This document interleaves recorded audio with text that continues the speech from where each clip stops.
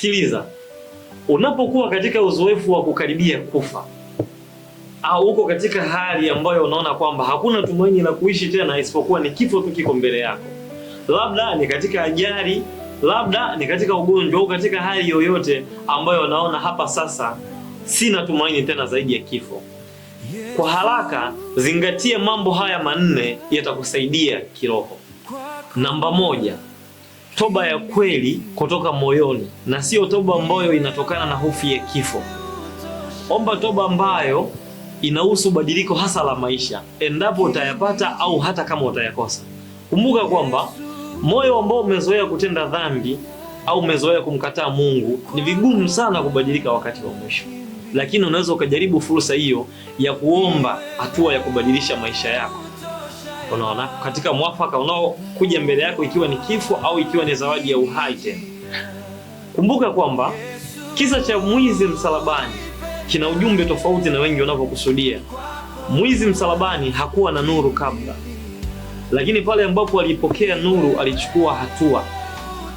Mfano wa mwizi msalabani sio mfano wa wale watu ambao wanachelewesha toba yao mpaka kifo kinapokaribia, isipokuwa ni mfano tu kwa wale ambao wanaweza wakaufanyia kazi ukweli au wakafanyia kazi nuru mara pale tu wanapoipokea.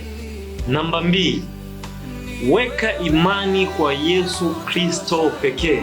Nisikilize kwa makini, kwa sababu ndiye peke yake ambaye alipitia uzoefu wa kifo na kukishinda, kufa na kufufuka, na akaahidi kushiriki ushindi huo na wale wote ambao watamwamini.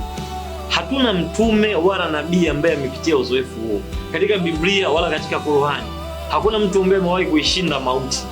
Wote wanasubiria kuamshwa. Kwa hiyo weka imani kwa Kristo peke yake, usipoteze hiyo fursa. Namba 3, jisalimishe katika mapenzi ya Mungu. Ikiwa utakufa, ikiwa utapona, ikiwa utaishi katika ugonjwa au hali ambayo inakukabili, kubali chochote ambacho kitatokea, lakini iwe ni mapenzi ya Mungu. Namba 4, amani na Mungu na sio hofu. Jisikie kuwa na amani na Mungu, muamini, usiwe na hofu. Onyo: Biblia haikatai uwezekano wa mtu kuokoka katika wakati wa mwisho au anapokuwa anakaribia kufa, lakini inaonya mtu kutegemea toba katika wakati huo, kama jinsi ilivyokuwa kwa Akani. Na hakuna ahadi kwamba nafasi hiyo ipo. Kwa hiyo ni nafasi ambayo unaweza ukaipata ya kuomba toba au usipate. Hakuna ahadi kwamba nafasi hiyo inapatikana. Lakini pili, kuomba toba unapokuwa unakaribia kufa ni jambo ambalo linahitaji ujasiri, kwa sababu sio rahisi.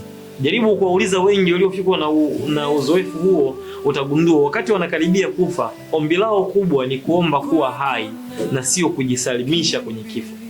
Binadamu hakubali kujisalimisha kwenye kifo. Kwa ni jambo ambalo litahitaji hatua ya imani na ujasiri.